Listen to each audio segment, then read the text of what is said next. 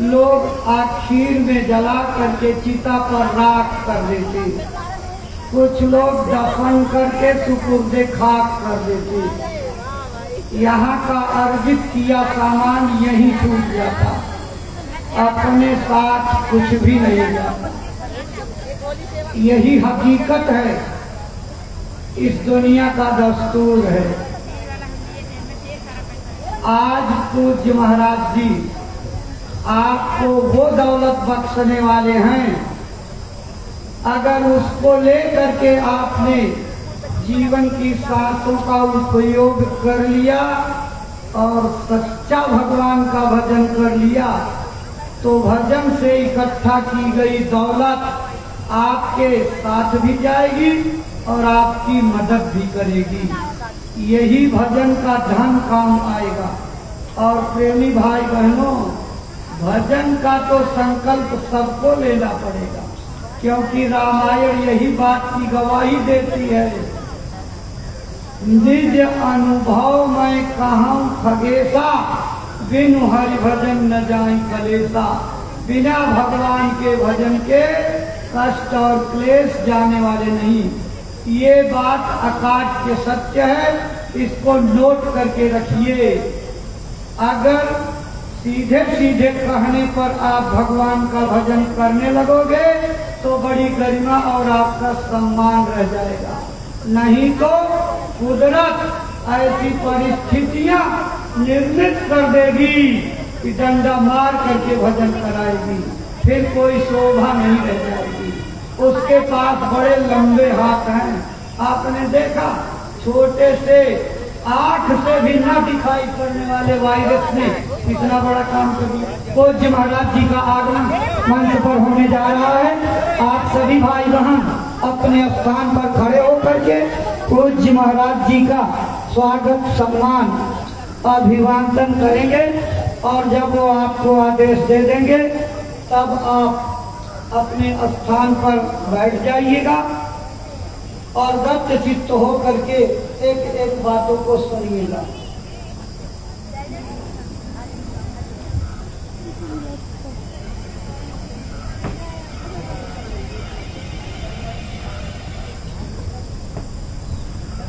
अपने गुरु महाराज के श्री चरणों में श्रद्धा सुमन अर्पित करके दया कृपा की याचना करके पूज्य महाराज जी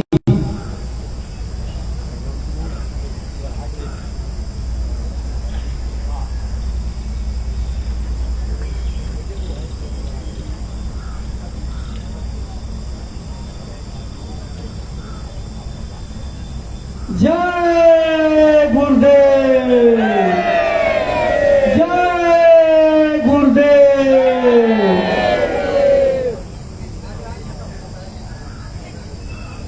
अब आपको बैठने का संकेत हो गया, आप अपने स्थान पर बैठ जाइए। प्रेमी भाई बहनों, आप सबकी इच्छा होती है कि हम अपने पूज्य महाराज जी के पधारने पर स्वागत अभिनंदन करें। आपकी भावनाओं को समेट करके इस ब्लॉक के अध्यक्ष और चेयरमैन साहब अपने सहयोगियों के साथ पूज्य महाराज जी का स्वागत अभिनंदन करते हुए जय गुरुदेव, जय गुरुदेव।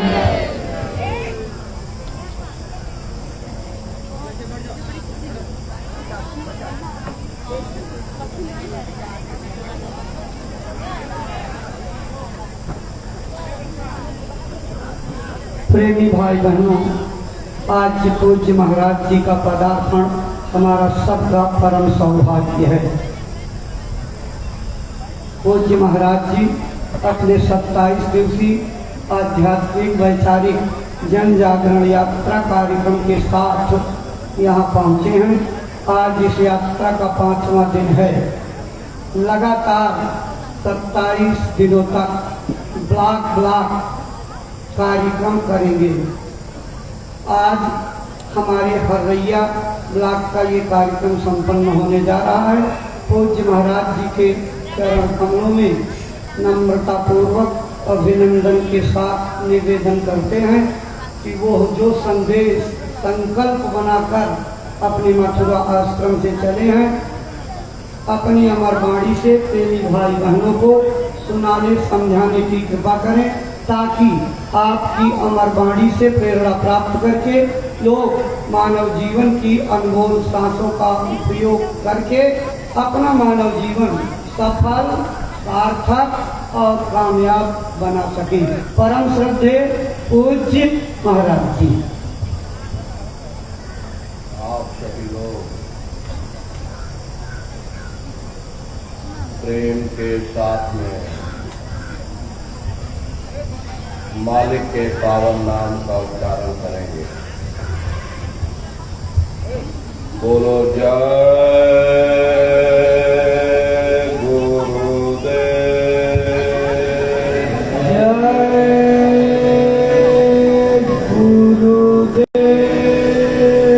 जय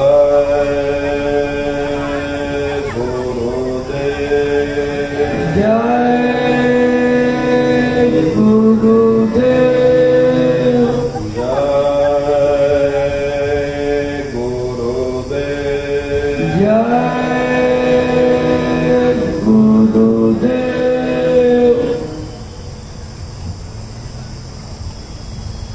सर्वत्र विराजमान शब्द स्वरूप परम पूज्य स्वामी जी महाराज के श्री चरणों में कोटि कोटि नमन प्रणाम करते हुए इस सत्संग समारोह में उपस्थित सभी सत्संगी धर्म प्रेमी भाई बहनों को सादर जय गुरुदेव। प्रेमी भाई बहनों, हम आप परम सौभाग्यशाली हैं कि ऐसे कलिकाल में हम लोगों को ये मानव तन प्राप्त हुआ। उससे भी परम सौभाग्य की बात है कि मनुष्य रूपी मंदिर में बैठ करके हम सभी लोगों को सत्संग सुनने का ये अवसर मिल रहा। जब शुभ पुण्य कर्म संचय ये अवसर हम लोगों को मिला हुआ, जो भी वचन वाणियां आपको सुनाई जाएं, आप लोग चेत करके प्रेम और प्यार के साथ बैठ करके एक एक वचन को ध्यान से सुनिएगा और उस पर अमल करिएगा। संतों महात्माओं के सत्संग में कभी किसी जात और बिरादरी, किसी कौम या मजहब या किसी भी व्यक्ति विशेष की कभी कोई निंदा, चुगली, आलोचना या किसी की बुराई नहीं की जाती। यह तो बड़ी गलत बात है कि अगर हमारी अकल के मुताबिक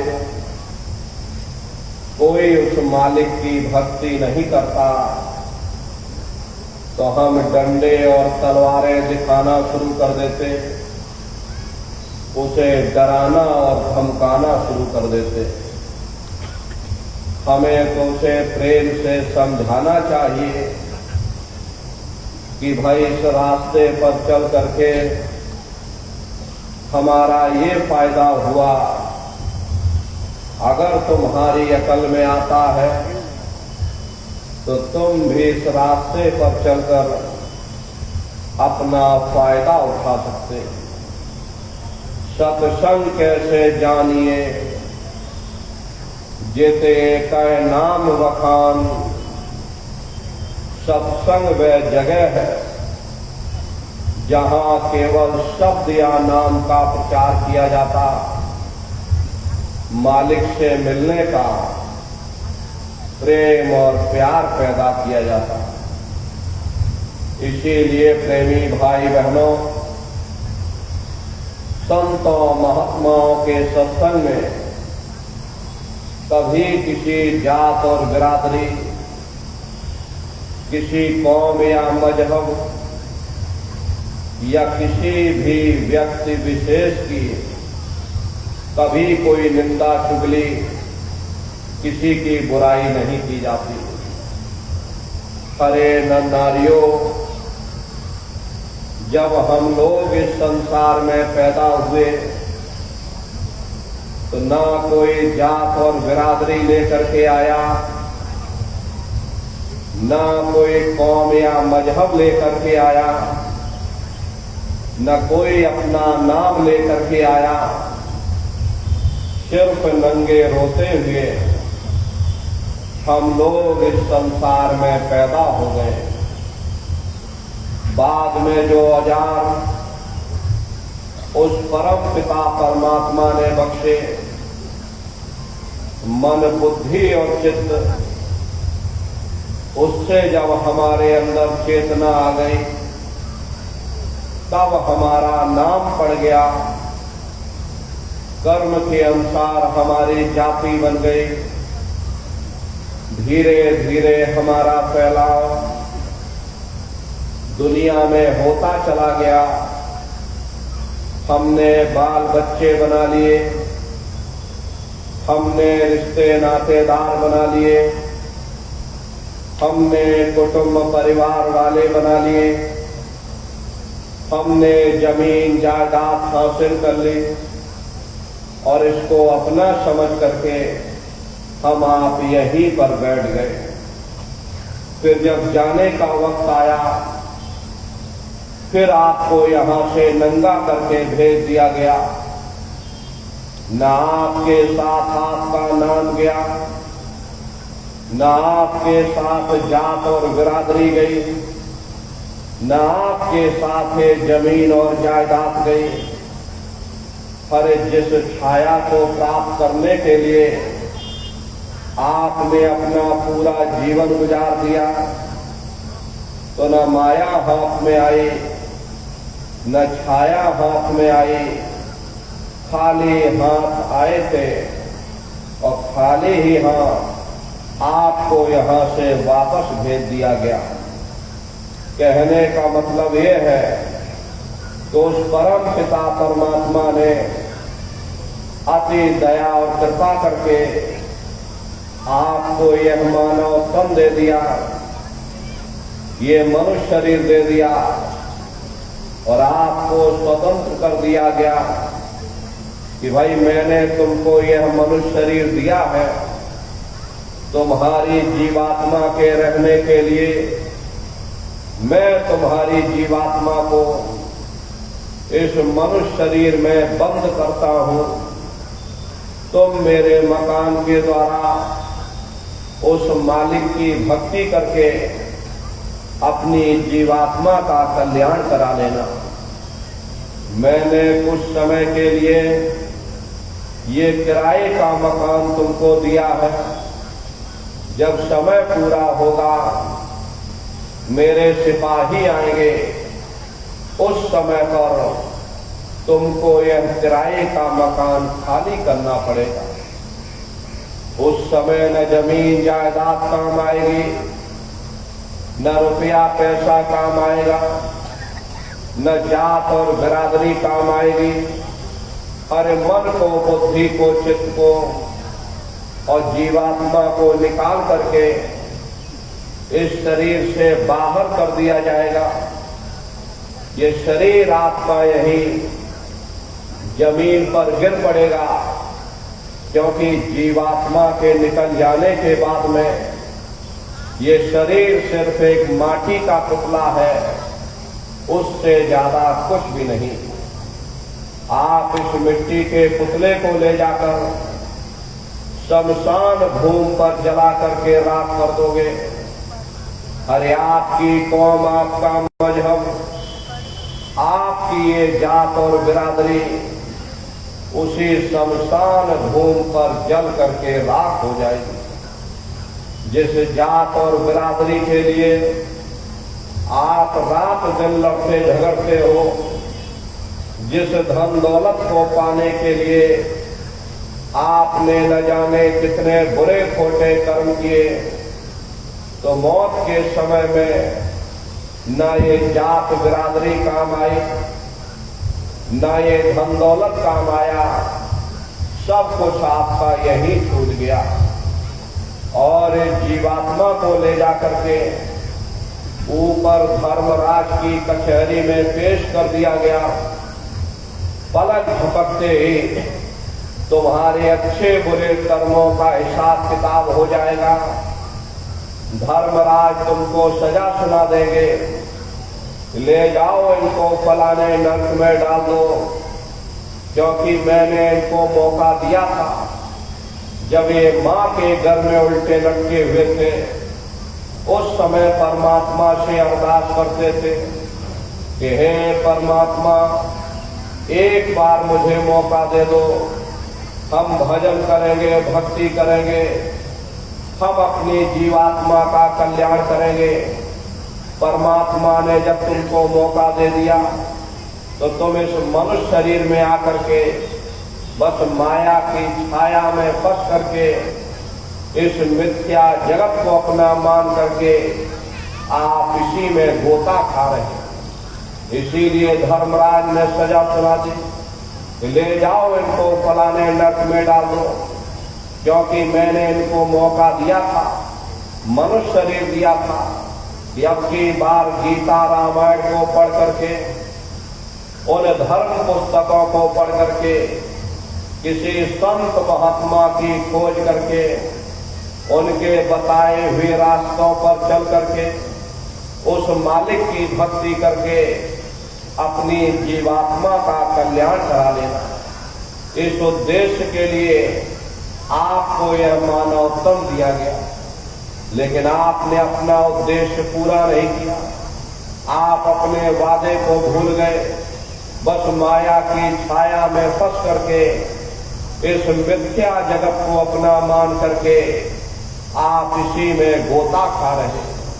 अरे नरनारियों, इस दुनिया में हित मित भाई बंधु, रिश्ते नातेदार, कुटुंब परिवार वाले, इनमें से कोई भी चीज तुम्हारी जीवात्मा को इस अधोगति से बचा नहीं सकता।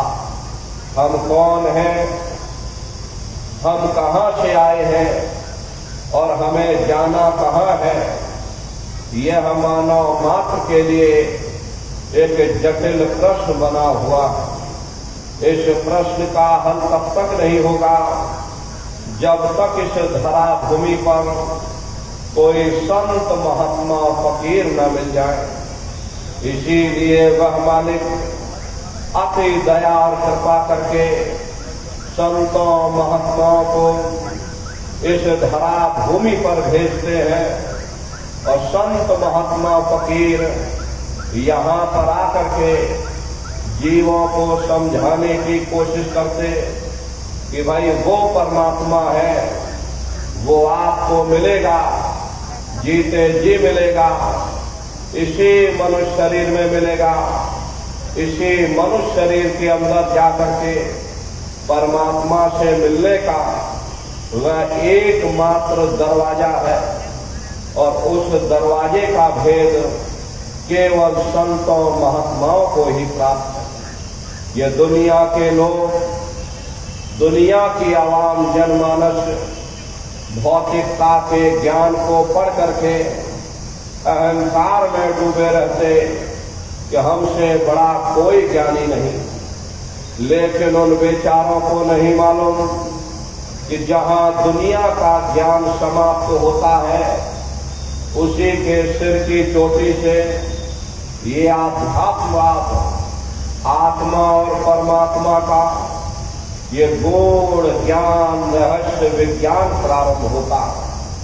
उस विज्ञान को पाने के लिए सबसे पहले यह जरूरी है कि पहले आप मानवतावादी बने, मानव धर्म और मानव कर्म को अपनाएं, अरे मानव धर्म क्या है कि इंसान इंसान के काम आवे, एक दूसरे की निस्वार्थ भाव से सेवा करे, सत्य दया हिंसा परोपकार आदि गुणों को अपने जीवन में उतार करके और किसी संत महात्मा की खोज करके उनके बताए हुए रास्तों पर चल करके उस मालिक की भक्ति करके अपनी जीवात्मा का कल्याण करा ले, यही इंसान का सबसे बड़ा मानव धर्म है।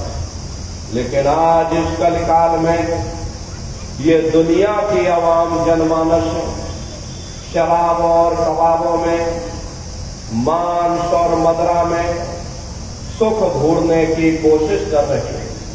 ये चरित्र पतन जैसे कार्यों को अपना करके ये आवाम जनमानस कैसे सुखी हो सकती है? पहले अपने चरित्र जैसे धन को इकट्ठा करो, क्योंकि चरित्र ही सब कुछ है, चरित्र ही मानव धर्म की पूंजी है।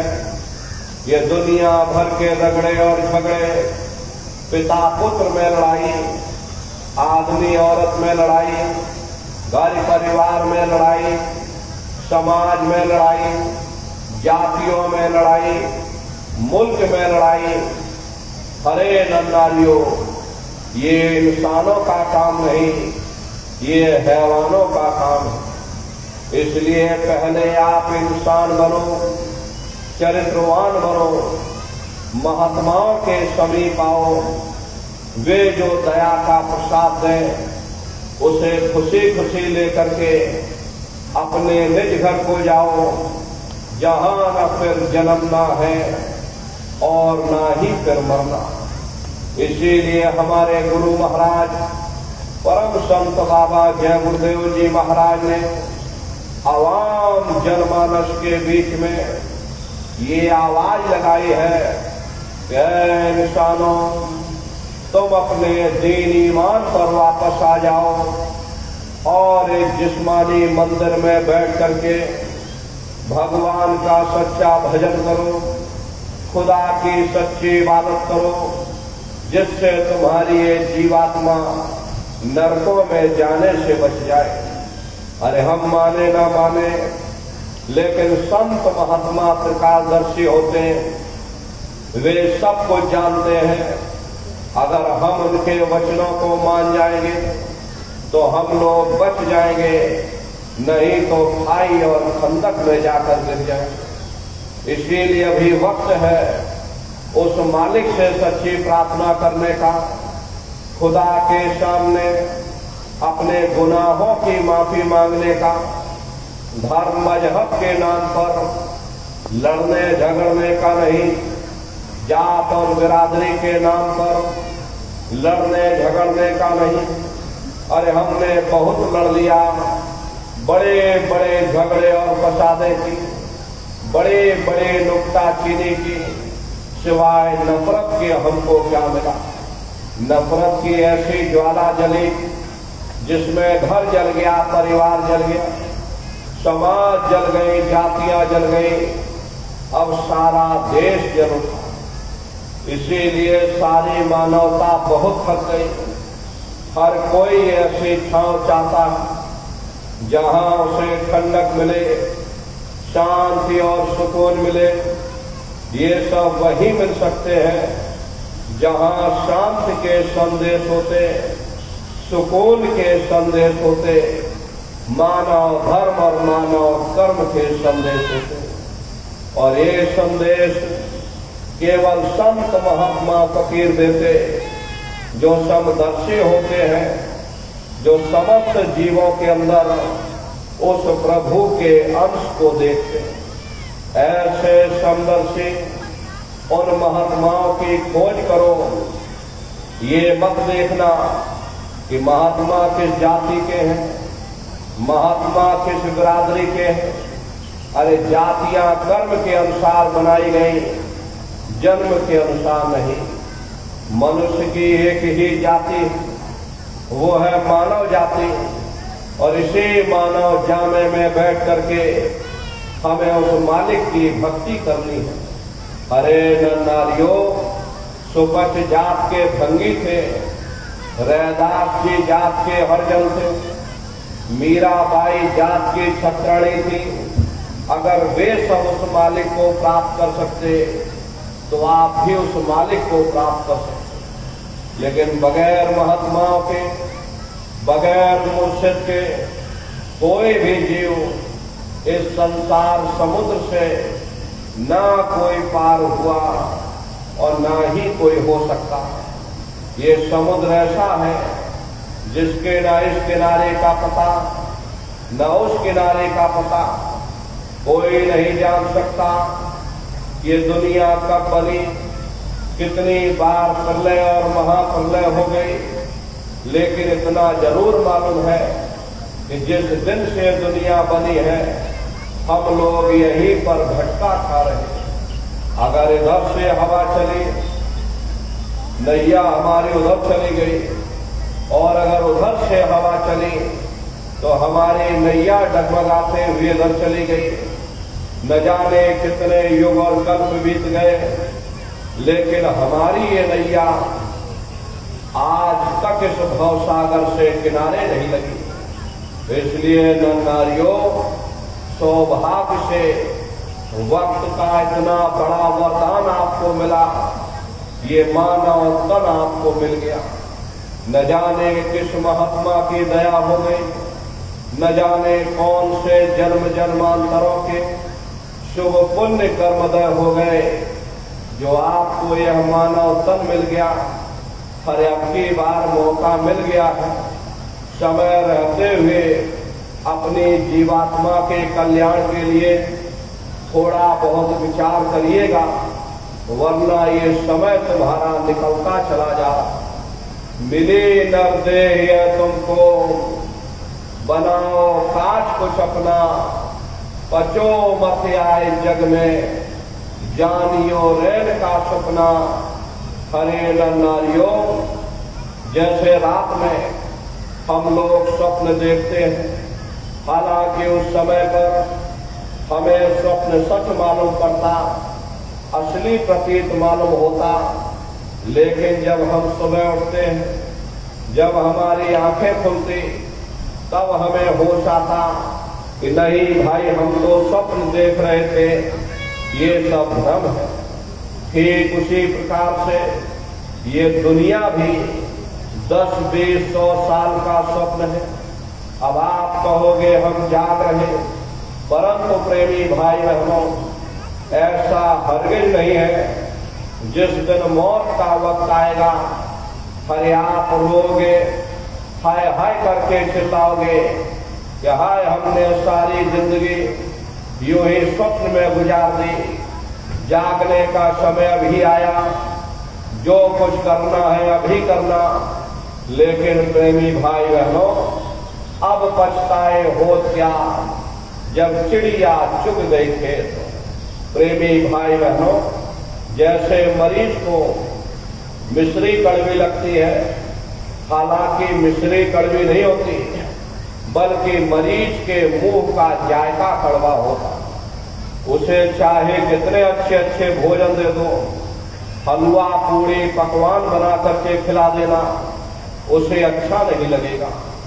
ठीक उसी प्रकार से यह मनुष्य भी इंद्रियों के भोग और रोग में, शराब और कबाबों में, मांस और मदिरा में इस कदर से फंसा हुआ है, यहां से निकलना दुश्वार हो गया।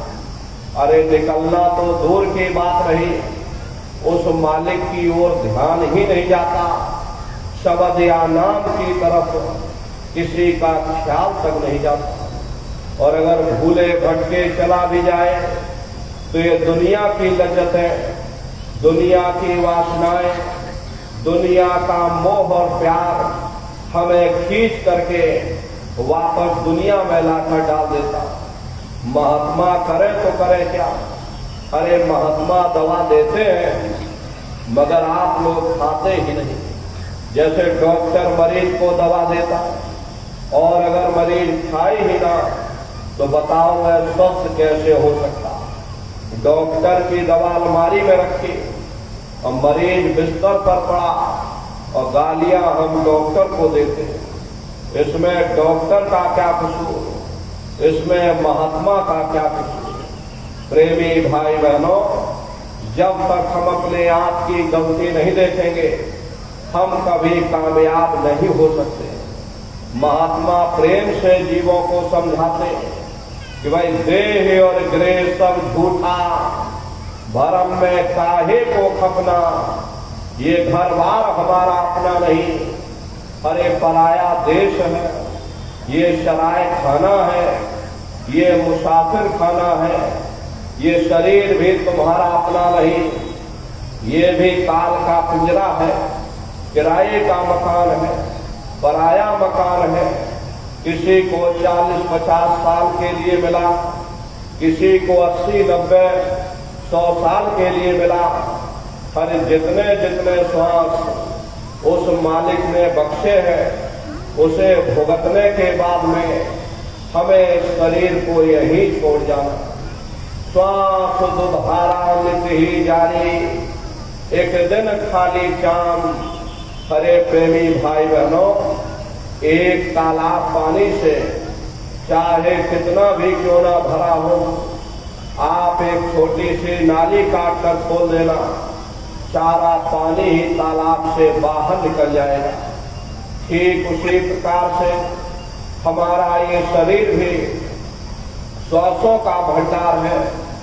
जब तक श्वासों का भंडार जारी है हम दुनिया के काम काज में फंसे हुए, दुनिया के कारोबार में उलझे हुए, लेकिन जिस वक्त ये श्वासों का भंडार खाली होगा, अरे टेलीफोन खड़क जाएंगे, तार पहुंच जाएंगे, संदेश पहुंच जाएंगे, सब रिश्ते नातेदार, सब कुटुंब परिवार वाले, सब अड़ोस पड़ोस वाले मिनटों सेकंडों में इकट्ठा हो जाएंगे। हरे नन्नारियों, जिस शरीर से तुम इतना प्रेम किया करते थे उसे कोई 1 लाख भी घर में रखने को तैयार नहीं होता। कंधों पर लटका करके शमशान भूमि पर छोड़कर आ जाते। हिंदू लोग तिनका तोड़ाते, जैसे तिनका टूट गया तेरा मेरा रिश्ता नाता टूट गया। मुसलमान सिख ईसाई लोग खाक की मिट्टी कब्र में डाल देते। जो मेरे लिए खाक की मिट्टी है वह मेरे लिए तू है। अब बताओ प्रेमी भाई बहनों, जिन रिश्ते नातेदारों के खातिर, जिन कुटुंब परिवार वालों के खातिर आपने सारी जिंदगी गुजार दी, इतना इतना कष्ट सहा, इतनी इतनी मुसीबतें सही, सबने मिनटों सेकंडों में आपसे रिश्ता नाता तोड़ दिया। अरे मामूली पीड़ा नहीं होती, मौत के समय में घनघोर पीड़ा होती है। सहजोबाई ने उस पीड़ा को बयान किया कि सहजो मौत आइया, अंग अंग दिया तोड़, और हिया जरे छाती फटे, उठे पीर घनघोर। गुरु महाराज सत्संग में कहते थे जैसे 1 लाख बिच्छू एक साथ हमारे जिस्म पर डंक मारे, उससे भी लाखों करोड़ों गुना ज्यादा मौत के समय में दर्द होता। जब मृत्यु आती है तो किस तरह से प्राण निकलते हैं, प्राणों के निकलने की क्या प्रक्रिया होती है, जरा उसे भी आप लोग समझ लो। देखो प्रेमी भाई बहनों, जैसे संसार में महाप्रलय आती है, महाप्रलय के समय क्या होगा, सबसे पहले पूरी पृथ्वी रह जाती है। ये पृथ्वी पानी में घुल करके पानी बन जाती है।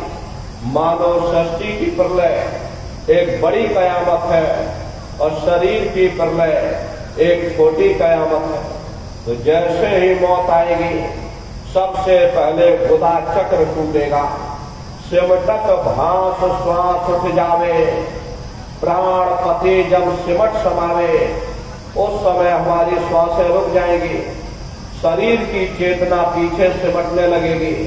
तो सबसे पहले गुदा चक्र टूटेगा, क्योंकि गुदा चक्र में पृथ्वी का वास होता है। बुधा चक्र टूट करके ऊपर इंद्रिय चक्र में समा जाएगा। इंद्रिय चक्र में जल का वास होता, यानी जल ने पृथ्वी को घोल दिया। फिर जब इंद्रिय चक्र टूटेगा तो ऊपर नाभि चक्र में समा जाएगा। नाभि चक्र में अग्नि का वास होता, यानी अग्नि ने फिर जल को सुखा दिया। ये नीचे से सिमटाव होता है। फिर जब ये नाभि चक्र टूटेगा तो हृदय चक्र में समा जाएगा। हृदय चक्र में वायु का वास होता, यानी वायु ने अग्नि को अपने में समाहित कर लिया और इस तरह से वायु आकाश में उड़ गई। जब यह कर्म कलाय उपजावे, बुद्धि सुरत की आन दबावे, जब यह जीवात्मा पांचों तत्वों को लांग करके जल पृथ्वी अग्नि वायु आकाश पांचों तत्वों को लांग करके ऊपर आती है तो काल दार में आन दबानी, और जब ढर के नैनन से पानी, जब काल अपनी दाढ़ में दबाता हरे नेत्रों से पानी निकलता है। इंद्रियां टूट टूट करके सब चकनाचूर हो जाती, सब रिश्ते नातेदार खड़े रह जाएंगे। डॉक्टर वैद्य हकीम सब आपको घेरे रह जाएंगे, लेकिन आप अपनी पीड़ा को उस समय अपने मुख से बयान नहीं कर पाओगे। सिर्फ आपके नेत्रों से अश्रु टपकेंगे।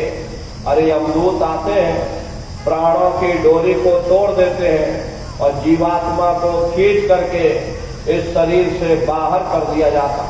और जैसे ही जीवात्मा शरीर से अलग हुई, ये शरीर तुम्हारा मिट्टी हो जाएगा। फिर इस मिट्टी को एक रात घर में कोई रखने को तैयार नहीं होता। कहते भाई जल्दी करो जल्दी करो, अब इनकी शकल देखने में हमको डर लग रहा, जल्दी से बाजार से कफन खरीद के लाओ, जल्दी से लकड़ियां खरीद के लाओ, जल्दी से चिता तैयार करो। ये जो घर में इनके कपड़े लत्ते पड़े हुए, अरे इनके कपड़े लत्ते भी उठा ले जाओ, वही शमशान भूमि पर जला देना। अब इनकी छुई हुई चीज हमको घर में एक नहीं चाहिए, ये सब अशुद्ध हो गया है। जिस बिस्तर पर ये लेटे रहे ये बिस्तर भी अशुद्ध हो गया, इसलिए इनका बिस्तर भी उठा ले जाओ, अरे वही शमशान भूमि पर जला देना। लेकिन उसने कोई सोने की अंगूठी पहनी होगी, उसे धीरे से उतार कर जेब में रख लोगे, बस वही एक अशुद्ध नहीं होगा, बाकी सब अशुद्ध हो जाएगा। अरे महात्मा कहते हैं भाई कुटुंब परिवार मतलब का बिना धन पास नहीं जाए। ये रिश्ते नातेदार, ये कुटुंब परिवार वाले, ये सब स्वार्थ के संगी साथी। अरे नारियों, आज तुम्हारी जेब में पैसा है तो सब जैसे तैसे तुमसे रिश्तेदारियां कायम कर लेंगे। आज जेब खाली हो जाए तो बेटा बाप को बाप कहने के लिए तैयार नहीं होता। आप रोज कचहरियों में मुकदमों का हाल देखते हो। यदि किसी पिता ने बंटवारा करते समय किसी बेटे को 1000 रुपया कम दे दिया या 1 बीघा जमीन कम दे दी तो बेटा बाप का दुश्मन बन जाता, उसे ले जाकर कचहरियों में खड़ा कर देता। अरे अपना यहाँ क्या है, ये सब स्वार्थ के संगी साथी, कोई किसी को याद करने वाला नहीं। 13 दिन बाद 13वीं मना देंगे, लड्डू पूड़ी पकवान बना करके खिला देंगे। वो भी इसीलिए बनाया जाएगा क्योंकि समाज क्या कहेगा, नात रिश्तेदार क्या कहेंगे, सगे संबंधी क्या कहेंगे। तो बड़ा कंजूस आदमी है, इसने जरा सा खर्चा नहीं किया, इसलिए अपने मान सम्मान को बचाए रखने के लिए आप थोड़ा खर्चा कर दोगे, फिर कोई किसी को याद करने वाला नहीं। अभी बूढ़े बुजुर्गों से पूछा जाए क्या आपको अपने माँ बाप की याद आती है, कहेंगे भाई नहीं आती। अरे क्यों नहीं आती, तुम्हारे माँ बाप ने तुमको पाला पोसा बड़ा किया, खुद भूखे रहे होंगे, तुम्हारा पेट पाला होगा, तुमको तुम्हारे माँ बाप की याद क्यों नहीं आती? क्योंकि तुम्हारे सामने तुम्हारे लड़के बच्चे होंगे, तुम्हारे नाती पोता पंथी संती हो गए, इसलिए तुम अपने माँ बाप की यादों को भूल गए और नई यादों में बस गए। ऐसे ही प्रेमी भाई बहनों, एक दिन सब तुमको भूल जाएंगे, कोई किसी को याद करने वाला नहीं। अरे धर्मराज के दूत आते हैं, जीवात्मा को खींच करके शरीर से बाहर कर देंगे, शरीर मिट्टी हो जाएगा, मट्टी को जला करके राख कर दिया जाएगा। ये कहानी तो वहां समाप्त हो गई, लेकिन उधर देखो क्या होता, तुम्हारी जीवात्मा को ले जा करके और धर्मराज की कचहरी में पेश कर दिया जाएगा। वहां पलक झपकते ही तुम्हारे अच्छे बुरे कर्मों का हिसाब किताब हो जाएगा। धर्मराज तुमको सजा सुना देंगे, ले जाओ इनको फलाने नरक में डाल दो, क्योंकि मैंने इनको मौका दिया था जब ये माँ के घर में उल्टे लटके थे। उस समय परमात्मा से अरदास करते थे कि हे परमात्मा, मुझे एक बार मौका दे दो, एक बार मनुष्य शरीर दे दो, हम भजन करेंगे, भक्ति करेंगे, हम अपनी जीवात्मा का कल्याण करेंगे। परमात्मा ने जब तुम्हारी पुकार सुन ली, तुमको मनुष्य शरीर दे दिया और कह करके भेजा था, भाई ये मनुष्य शरीर, ये किराए का मकान मैं कुछ समय के लिए तुमको दे रहा हूँ, इसे तुम अपना मत समझ लेना। अगर ये शरीर तुम्हारा अपना होता तो हमेशा तुम्हारे पास रहता। ये शरीर तुम्हारा अपना नहीं है, उसने कुछ समय के लिए ये किराए का मकान तुमको दिया और कह करके भेजा, भाई किराए का मकान है, मैं तुमको कुछ समय के लिए दे रहा हूँ, तुम अपनी जीवात्मा को मेरे किराए के मकान में बैठा करके मालिक की भक्ति करके अपनी जीवात्मा का कल्याण करा लेना। मैंने कुछ समय के लिए ये किराए का मकान तुमको दिया है, जब समय पूरा होगा मैं अपने सिपाहियों को भेजूंगा, उस समय पर तुम मेरे किराए के मकान को खाली कर देना, मुझे वापस लौटा देना। लेकिन जैसा साफ सुथरा मैंने तुमको किराए का मकान दिया, वैसा ही साफ सुथरा तुम मुझको वापस करना। लेकिन इस किराए के मकान में बैठ करके इन्होंने अच्छे बुरे कर्म कर डाले, कर्मों के भंडार इसमें भर दिए, मेरे किराए के मकान को इन्होंने गंदा कर दिया, इसलिए कर्मों की सजा इनको मिले, ले जाओ इनको फलाने नरक में डाल दो। महात्मा कभी झूठ नहीं बोलते।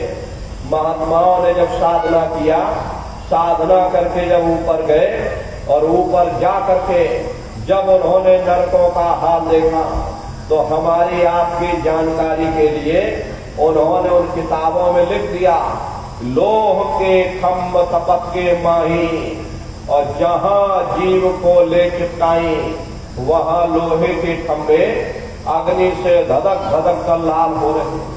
ऐसे छोटे जीवों को उन खंभों में चिपकाया जाता, जीव हाय हाय करके तड़पता है, तड़प तड़प जीव ज्वलम बुखारी, और तपत खम्भ दुखी उपजे भारी। असहनीय वेदना होती है, असहनीय दुख दर्द होता, जीव रोता और चिल्लाता रहता, वहां कोई तुम्हारी पुकार सुनने वाला नहीं, कोई तुम्हारी दर्द भरी आवाज को सुनने वाला नहीं। अरे नन्नारियों, ये दुर्दशा क्यों हो गई? क्योंकि हम लोग मनमुखी हो गए, मन के कहे पर चलने लगे, मन के कहे पर चल करके अच्छे बुरे कर्म करने लगे। कर्मों का ये जखीरा अंबार के अंबार हमने अपने सिर पर लाद लिए, आज उन्हीं कर्मों का भोग पा रहे। अरे महात्मा कहते हैं कि भाई नर के अनेक और हैं, कहाँ लग कहूँ बखान, दुख भोगते यह जीव जो जाने जो भोग समान। कहते भाई एक नरक नहीं, ऐसे वहां अनेकों अनेक नरक बने, अलग अलग छोटे पाप कर्मों के वहां पर अलग अलग नरक बने हुए। ये जीव अपने अपने कर्म के अनुसार अनंतों अनंत युगों तक, वर्षों की बात नहीं कर रहे, अनंतों अनंत युगों तक जीव नरकों की यातनाएं भोगता रहता, और नरकों की यातनाएं भोगने के बाद इसी जीवात्मा को सीधे मनुष्य शरीर नहीं दिया जाता, बल्कि इसे 4 खान और 84 लाख योनियों में डाला जाता। अब ये 4 खान 84 लाख योनियां, ये कोई मामूली योनियां नहीं होती। 4 खान का मतलब होता है अंडज, पिंडज, उपमज, स्थावर। ये 4 खान होती। पहली श्रेणी पेड़ पौधों की होती, जिनके अंदर पानी का तत्व मौजूद होता, तभी ये भी मनुष्य हुआ करते थे। लेकिन आज अपने कर्मों का भोग पा रहे, एक जगह पर खड़े हुए। दूसरी श्रेणी कीड़े और मकोड़ों की आती है, जिनके अंदर पृथ्वी और अग्नि का तत्व मौजूद होता। तीसरी श्रेणी पंछियों की आती। चौथी चौपाए जानवरों की आती। ये 4 खाने हैं, इनकी 84 लाख योनियां हैं। अब आप पेड़ पौधों को देखिए तो नीम का पेड़ अलग है, आम का पेड़ अलग है, पीपल का पेड़ अलग है। ऐसे अलग अलग प्रजातियों के कीड़े मकोड़े, अलग अलग प्रजातियों के पशु पंछी, कुल मिलाकर के 84 लाख योनियां हैं। हम दुनिया के जीव अपने अपने कर्म के अनुसार इन्हीं 84 लाख योनियों में भटका खा रहे। प्रेमी भाई बहनों, मामूली कष्ट नहीं होता। उन बेचारे जानवरों को देखो, क्या उनकी दुर्दशा होती है। बेचारे बैलों को देखो, गायों को देखो, क्या उनकी दुर्दशा होती है। ऐसे न जाने कितने जानवर, अरे हमको आपको गर्मी लगती है तो हम आप पंखा चला लेते हैं, ये कूलर चला लेते हैं। सर्दी लगती मोटे कपड़े पहन लेते हैं, भूख लगती है भोजन कर लेते हैं, और बीमार होते हैं तो अस्पतालों में दवाई कराते। लेकिन उन बेचारे जानवरों को देखिए, गर्मी क्या गर्मी और क्या सर्दी, एक एक निवाले के लिए दर बदर भटक रहे। अरे किसी का हाथ कट गया, किसी के पैर कट गए, कौन उनकी पुकार सुनने वाला, कौन उनकी दर्द भरी आवाज को सुनने वाला, कौन सी अदालत में जाकर के वे बेचारे दरवाजा खटखटाए, कोई सुनने वाला नहीं। तो प्रेमी भाई बहनों, ये कुल 84 लाख योनियां हैं। 84 लाख योनियों की सबसे जो आखिरी योनि होती है वो गाय और बैल की योनि होती है। गाय स्त्री का रूप लेती है और बैल पुरुष का रूप लेते हैं। ये 84 लाख योनियों की सबसे आखिरी योनि होती है। इसीलिए हमारे धर्म शास्त्रों में गाय और बैल को काटना निषेध किया गया, क्योंकि ये गाय और बैल न जाने कितने युगों से नरकों की यातनाएं भोगने के बाद 84 लाख योनियों में भटकने के बाद में तब इनको गाय और बैल की योनि में डाला जाता। इसके बाद इनको मनुष्य शरीर मिलना होता है। लेकिन यदि गाय और बैल को हम बीच में ही काट देंगे, यदि हम उनको मार देंगे, मान लो गाय की उम्र 40 साल की है या बैल की उम्र 40 साल की है, और हमने 20 साल की उम्र में गाय और बैल को काट दिया, तो बाकी बचे 20 साल ये प्रेत योनि में भटकेंगे। और प्रेत योनि में वहां 20 साल काटने के बाद फिर जब इनको मनुष्य शरीर मिलेगा तो प्रेमी भाई बहनों, यही बच्चे चिड़चिड़े स्वभाव के पैदा होंगे। इसीलिए हमारे धर्म शास्त्रों में गाय और बैल को काटना निषेध किया गया, क्योंकि गाय और बैल की योनि ये 84 लाख योनियों की सबसे आखिरी योनि होती, यानी अंतिम पायदान होता। उसके बाद तब जाकर के हम लोगों को दोबारा ये मनुष्य शरीर प्राप्त होगा। इसीलिए कहा गया कि बड़े भाग्य मानुष तन पाया, बड़े ही सौभाग्य से हम लोगों को ये मानव तन मिला। बड़े से बड़े देवी देवता भी इस मानव तन को पाने के लिए तरसते हैं, क्योंकि इन 84 लाख योनियों से, उन नरकों से निकलने का केवल एक ही रास्ता है, वह केवल मनुष्य का शरीर है। इसी मनुष्य मंदिर में बैठ करके हम मालिक की भक्ति कर सकते हैं। इसीलिए संतों महात्माओं ने इस पंच भौतिक शरीर को सच्चा हरि मंदिर कहकर याद किया कि हरि मंदिर यह शरीर है और ज्ञान रतन प्रकट होए, ये असली हरि मंदिर है। जब भी वो परमात्मा मिलेगा इसी हरि मंदिर के अंदर मिलेगा।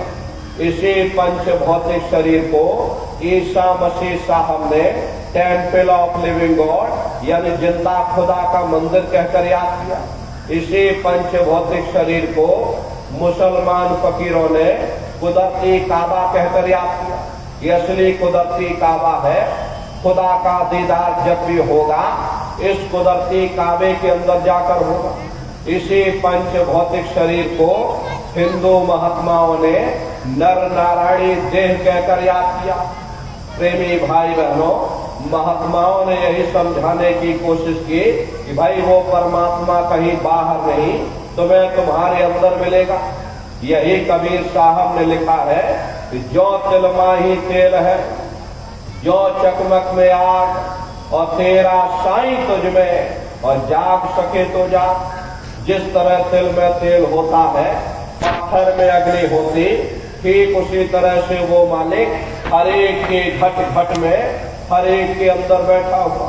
यही आपकी धर्म पुस्तकों में लिखा है कि अरे मोको का धोड़े रे बंदे, मैं तो तेरे पास में, और ना तीरथ में ना मूरत में, मैं तो हूँ विश्वास में।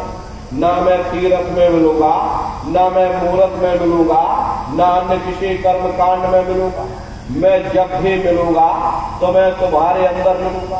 प्रेमी भाई बहनों, परमात्मा जब भी मिलेगा इसी हर मंदिर के अंदर मिलेगा।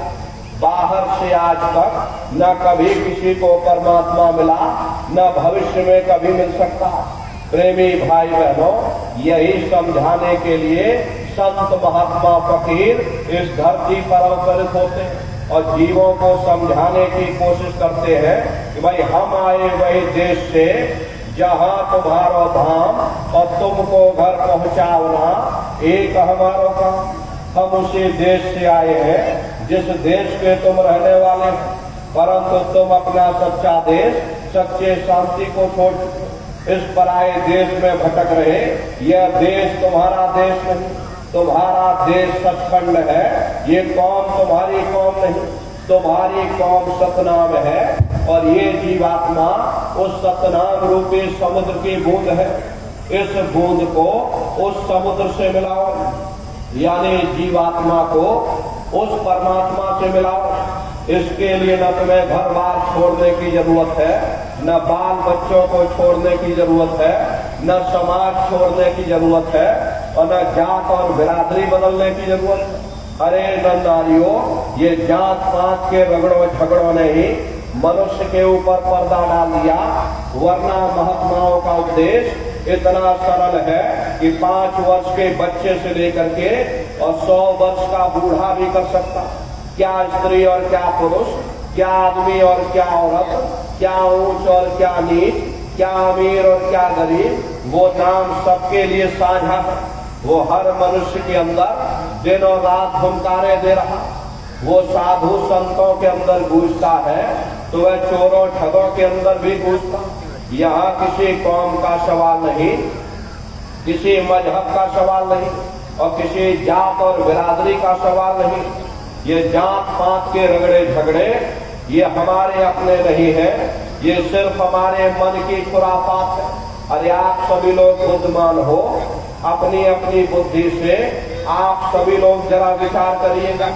जब गुरु नानक साहब नहीं आए थे तब कोई सिख नहीं था, जब मोहम्मद साहब नहीं आए थे तब कोई मुसलमान नहीं, जब ईसा मसीह साहब नहीं आए थे तब कोई ईसाई नहीं, और पीछे लौटते चले जाओ तो केवल मनुष्य ही मनुष्य रह जाते। ये रगड़े झगड़े किसने पैदा किए? हमारे मन ने पैदा किए। अरे किसके लिए? केवल अपने स्वार्थ के लिए। अरे नन्नारियों, महात्माओं का जो उपदेश होता है वो कुल आलम के लिए होता, सारी दुनिया के लिए होता, सारी कायनात के लिए होता। कोई भी महात्मा यहाँ न कोई कौम बनाने आता, न कोई यहाँ मजहब चलाने आते, न ही आप हमारे हाथों में डंडे और तलवारें देने के लिए आते। अरे आप तो सच्चा मार्ग, सनातन मार्ग समझाने के लिए इस धरा भूमि पर शरीर रूप में अवतरित होते, ताकि हम दुनिया के जीव इस हरि मंदिर में बैठ करके उस सच्चे सुख को पाले। इसीलिए महात्मा कहते हैं भाई सुरत सुन बातरी तेरा धनी बसे आकाश। ऐ जीवात्माओं, तुम्हारा मालिक वो परमात्मा है, वो परमेश्वर है, वो सचखंड में बैठा हुआ। तुम यहाँ माया के जाल में फंसे हुए। जब तक तुम अपने घर जाकर के अपने मालिक से मिलाप नहीं कर लेते, तुम सुख किस तरह हासिल कर सकते हो, तुम शांति किस तरह प्राप्त कर सकते हो। प्रेमी भाई बहनों, इस नाशवान जगत में न कभी किसी को सुख मिला, न भविष्य में कभी मिल सकता। ये जो कुछ थोड़े बहुत सुख नजर आते हैं, आहिस्ता आहिस्ता सब दुखों में तब्दील हो जाते हैं। जिन चीजों में हम लोग सुख ढूंढते हैं वे चीजें क्षणिक हैं, और क्षणिक चीजों का सुख और आराम केवल क्षणिक ही हो सकता। जितना इसके आने में हमें खुशी महसूस होती है, उतना इसके जाने में भी हमें दुख भी महसूस होता। कभी कभी मन में ख्याल आता है कि शायद जिन दिनों महात्मा आए थे तब दुनिया की हालत इतनी अच्छी ना रही होगी, इसीलिए महात्मा दुखी दुखी चिल्लाते रहते। अब हमने 100 सालों के अंदर इतनी तरक्की कर ली। पहले हम झोपड़ियों में रहते थे या एक आध कोठरियों में पूरा परिवार रहा करता था। इसी तरह खेती बाड़ी भी लोग हाथों या बैलों से किया करते थे। 15-20 मील के अंदर हमारी सारी दुनिया थी, हम उसी में गुजारा करके मर जाते थे। अब हमने 100 सालों के अंदर इतनी तरक्की कर ली, बड़ी बड़ी कोठियां बनवा ली, उनमें एयर कंडीशन भी लगवा लिया, और खेती बाड़ी के लिए क्या कहा जाए, बड़े बड़े ट्रैक्टर आ गए, तरह तरह की रासायनिक खादें आ गई, कीटनाशक दवाइयां आ गई, बीमारी दूर करने के लिए बड़े बड़े अस्पताल बन गए। प्रेमी भाई बहनों, फिर भी अब दुखी क्यों हैं? जब हमने 100 सालों के अंदर इतनी तरक्की कर ली है, इतना विकास कर लिया, फिर भी आखिर दुखी क्यों है? या तो हमारे सोचने में फर्क है या हमारे समझने में ही फर्क है। आप अपनी बुद्धि से जरा विचार करिएगा। जब हम झोपड़ियों में रहते थे, पूरा परिवार एक साथ रहा करता था, आपस में एक दूसरे से प्रेम था। शाम को थके हारे घर वापस आते थे, प्रेम के साथ भोजन किया करते थे, गा बजा करके निश्चिंत हो करके सो जाते थे। मन में कोई चिंता और तनाव की लकीरें नहीं थी। अब जब हमने इतनी तरक्की कर ली, बड़ी बड़ी कोठियां बनवा ली, उनमें एयर कंडीशन भी लगवा लिया, 9-9 इंच के गद्दे भी डलवा लिए, फिर भी हमको नींद नहीं आती। नींद की गोलियां खा खा करके सोना पड़ता।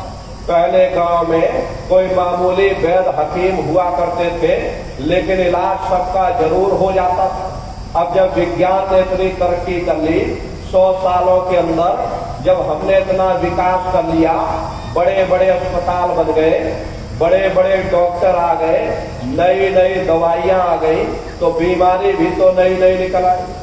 इसका मुख्य कारण है लोग अनाज की पैदावार को बढ़ाने के लिए तरह तरह के रासायनिक खाद और कीटनाशक दवाइयों का इस्तेमाल करने लगे, जिसका प्रभाव हमारे शरीर पर पड़ता। लोगों का खान पान दूषित हो गया, लोग मांस मछली अंडा शराब का सेवन करने लगे। अरे डॉक्टर जरूर है, पर मिलते किसको है? और मिल भी जाए तो अस्पतालों में चारपाइयां कहाँ मिलती? बीमार तो बेचारे बरामदों में पड़े रहते। और हम कहते हमने तरक्की कर ली। बेशक हम इतना अनाज पैदा करते हैं, लेकिन कीमतें इतनी ज्यादा है कि आम आदमी की पहुंच से बाहर हो जाती। अरे गरीब आदमी खा नहीं पाता क्योंकि कीमतें आसमान छू रही है। अमीर आदमी खाता नहीं क्योंकि उसे शुगर हो रखी। फिर ऐसे अनाज से किसी का क्या फायदा हो सकता? पहले गांव में कोई मामूली झगड़ा हो जाता था, 4 भले लोग मिल बैठकर सुलझा देते। अब आप मुकदमा करके देख लीजिए, क्या मजाल 20-25 साल से पहले आपको कोई फैसला मिल जाए? किसी से पूछ कर देखो, किसी को भी फुर्सत नहीं। अरे डॉक्टर को फुर्सत नहीं, जज को फुर्सत नहीं, वकील को फुर्सत नहीं, कारखानेदार को फुर्सत नहीं, उद्योगपतियों को फुर्सत नहीं। सबके चेहरे पर चिंता और तनाव की लकीरें हैं। फिर ऐसी तरक्की से किसी का क्या फायदा हो सकता है? प्रेमी भाई बहनों, ये तरक्की का कसूर नहीं है, ये हमारा अपना कसूर है। हम उन चीजों के कैदी बन गए। ये चीजें हमारे लिए बनी थी, ना कि हम उनके लिए बने थे। हम मशीनों के पुर्जे बन गए, मशीनों के मालिक ना बन सके। हमको मालिक बनना चाहिए था, सबको रोटी मिलनी चाहिए थी, सबको कपड़ा मिलना चाहिए था, सबको मकान मिलना चाहिए था, सबका मन निश्चिंत होना चाहिए था। किसी के मन में कोई चिंता और तनाव की लकीरें नहीं होनी चाहिए थी। प्रेम और सद्भाव की भावना, समाज के अंदर भाईचारे की भावना रहनी चाहिए थी। हम हिंदू, मुसलमान, सिख और ईसाई आपस में प्रेम और प्यार के साथ, भाईचारे के साथ रहते, माँ बाप का घर में सम्मान होता, और यही तो जीवन में हर इंसान मांगता। अरे प्रेमी भाई बहनों, अगर जीवन में कीमतें और कदरें ना रही, फिर ऐसी तरक्की से किसी का क्या फायदा हो सकता? इसीलिए महात्माओं ने जब कहा था तब भी ठीक था, अब कहा तो अब भी ठीक है। दुनिया में न तब किसी को सुख मिला, न अब किसी को सुख मिल सकता। यही गुरु नानक साहब ने लिखा, नानक दुखिया सब संसार। दुनिया का हर एक जीव अपनी अपनी जगह दुख और मुसीबतों से भरा हुआ। यही सहजो बाई ने लिखा है कि धनवंते सब हे दुखी, और निर्धन है धन रूप, और साध सुखी सहजो कहे, पायो भेद रूप। जिसके पास धन दौलत, जो राजा महाराजा, जो सेठ साहूकार, वे सब के सब दुखी हैं। उनको किस चीज का दुख है? अरे बड़े बड़े ज्योतिष लोग, और तिनको व्यापे चिंता रोग। ये जो चिंता रोग है, उन्हें अंदर से खाए जा रही, सो इस चिंता के कारण वे बेचारे दुखी बने रहते। और जिनको रोटी, कपड़े, मकान की फिक्र लगी हुई, उन बेचारे गरीबों को दुखी होना ही होना। इसीलिए महात्मा कहते हैं, भाई आप इस नाशवान जगत में नाशवान क्षणिक पदार्थों से कभी सुख हासिल नहीं कर सकते, कभी शांति प्राप्त नहीं कर सकते। प्रेमी भाई बहनों, एक बार हमारे गुरु महाराज कलकत्ता में एक बहुत विशाल पार्क बना हुआ, विक्टोरिया पार्क के नाम से, गुरु महाराज उसी पार्क में बैठे हुए थे। बगल से दो सेठ आए, और दोनों सेठ गुरु महाराज के बगल में आकर बैठ गए। सामने देखा एक माली घास काट रहा। घास काटते काटते माली को नींद आ गई, और वह घास के ऊपर सो गया। दोनों सेठ आपस में बातचीत करने लगे, देखो उस माली को, हमसे ज्यादा सुखी तो वह माली है, कम से कम उसे नींद तो आ रही। हम लोगों को नींद तक नहीं आती, नींद की गोलियां खा खा करके सोना पड़ता। गुरु महाराज उन सेठों की बात सुन रहे थे। गुरु महाराज बोले, अरे भाई सेठ जी, तुमने अपने आप क्यों फैसला कर लिया? जाओ पहले माली से पूछ करके आओ, क्या वो सुखी है या नहीं। गुरु महाराज की बात को मान करके दोनों सेठ माली के पास गए, और जगा करके पूछा कि भाई हमारे सवाल का जवाब दे दो, क्या तुम सुखी हो या नहीं। तो माली बोला, अरे बाबूजी, हम कहाँ सुखी हैं? सुखी तो देखो महलों में जो रह रहे, ऊंची ऊंची इमारतों में जो रह रहे, एयर कंडीशन में जो लोग रह रहे, वे लोग सुखी हैं, हम कहाँ सुखी। गुरु महाराज उसकी बातों को सुनकर हंसने लगे। गुरु महाराज बोले, देखो सेठ कह रहा कि माली सुखी है, और माली कह रहा कि सेठ सुखी है, और वास्तविकता यही है, यहाँ कोई सुखी नहीं। ना सुख विद्या के पढ़े, ना सुख वाद विवाद, और साध सुखे सहजो कहे, जो लागे सुन समात। ना आलिम फाजिम सुखी है, न गुणी ज्ञानी सुखी है, न बड़े बड़े विद्वान सुखी। अरे सुखी वही है जिसने दुनिया में से अपने मन को निकाल करके और मालिक के चरणों में लगाया हुआ। इसीलिए महात्मा कहते हैं, भाई चारों तरफ से अपने ख्याल ध्यान को समेट करके एक चित्त हो करके उस मालिक की भक्ति करो। लगो तुम अब चढ़कर सतनाम। अगर सुख पाना चाहते हो, अगर शांति पाना चाहते हो, तो उस मालिक की भक्ति करो। क्योंकि जितना समय तुम्हारा ध्यान मालिक की भक्ति में लगा रहेगा, तुम दुनिया में 2-4 दिन जरूर सुख हासिल कर सकते। और अगर तुम्हारा ध्यान मालिक की भक्ति की तरफ से हट जाएगा तो यह सारी दुनिया तुम्हारे लिए दुख का रूप बनकर खड़ी हो जाएगी।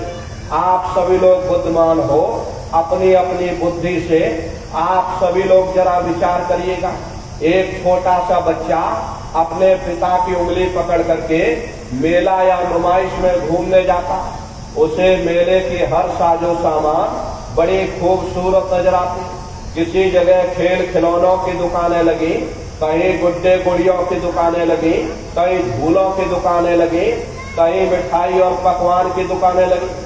वह बच्चा सोचता है कि शायद ये खुशी हमको मेले के साजो सामान से प्राप्त हो रही।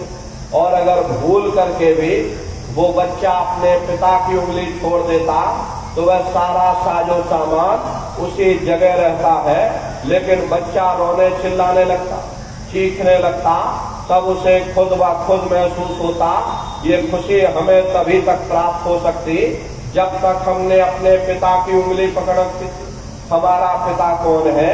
वो परमात्मा है, वो परमेश्वर है जिसने अंड खंड ब्रह्मांड की रचना की। अरे जितना अरसा, जितना समय तुम्हारा ध्यान मालिक की भक्ति में लगा रहेगा, तुम दुनिया में 2-4 दिन जरूर सुख हासिल कर सकते। और अगर तुम्हारा ध्यान मालिक की भक्ति की तरफ से हट जाएगा तो यह सारी दुनिया तुम्हारे लिए दुख का रूप बनकर खड़ी हो जाएगी। इसलिए प्रेमी भाई बहनों, चारों तरफ से अपने ख्याल ध्यान को समेट करके एक चित्त हो करके सुरत शब्द नाम की कमाई कर, सुरत शब्द नाम की कमाई करना, सब जतन दूर अब धरना। कोई दूसरा उपाय करने की जरूरत नहीं।